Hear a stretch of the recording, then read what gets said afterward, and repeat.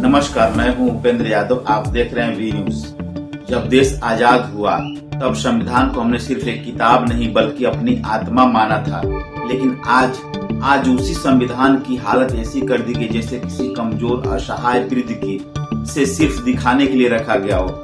सवाल ये है, क्या हमारा लोकतंत्र अब सिर्फ दिखावा बनकर रह गया है? क्या संसद अब रबर स्टंप मात्र बन चुकी है? और क्या प्रधानमंत्री किसी जवाबदेही के दायरे से बाहर निकल चुके हैं? संविधान सभा के अध्यक्ष डॉक्टर भीमराव अंबेडकर ने 25 नवंबर 1949 को साफ कहा था, संविधान चाहे जितना भी अच्छा क्यों न हो, अगर इसे लागू करने वाले लोग खराब हों तो संविधान भी खराब सिद्ध होगा। और अफसोस, आज वो डर, वो चेतावनी हकीकत बन चुकी है।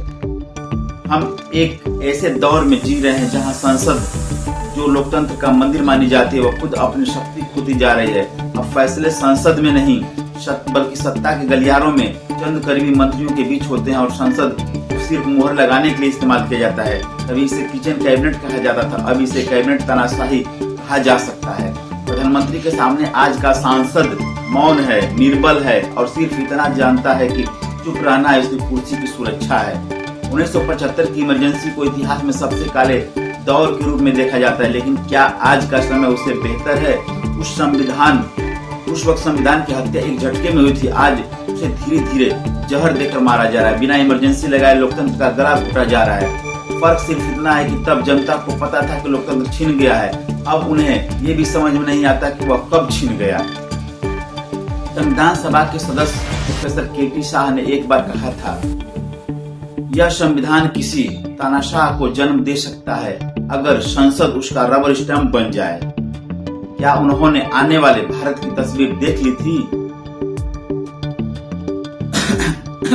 के.टी. कृष्णाचारी भी बोले थे, यदि संसद आक्रमण हो जाए और प्रधानमंत्री को जवाबदेह न ठहराया जाए तो तानाशाह अवश्य जन्म ले लेगी।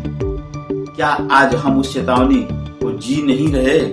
हाल ही में जब उपराष्ट्रपति जगदीप धनखड़ ने अचानक इस्तीफा दिया तो पूरा देश हैरान रह गया। राज्यसभा के सभापति के रूप में उनके इस्तीफे की वजह न सदन को पता चला और न जनता को, और ये चुप्पी खुद संसद की लाचारी की सबसे बड़ी गवाही है। आज सत्ता पक्ष विपक्ष को दुश्मन की तरह देखता है, संवाद और बहस की बजाय बहिष्कार और अपमान का रास्ता अपनाता है। लोकतंत्र का मतलब है सवाल, जवाब और सुधार, लेकिन आज अगर आप सवाल पूछते हैं तो आपको देशद्रोही करार दिया जाता है।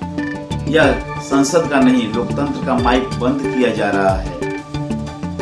अब तो हालात ये हैं कि विपक्ष को रोकने के लिए चुनाव आयोग तक को एक फूल की तरह इस्तेमाल किया जा रहा है। ये उसी संविधान के साथ हो रहा है जिसकी प्रस्तावना में लिखा है न्याय, स्वतंत्रता, समानता और बंधुत्व।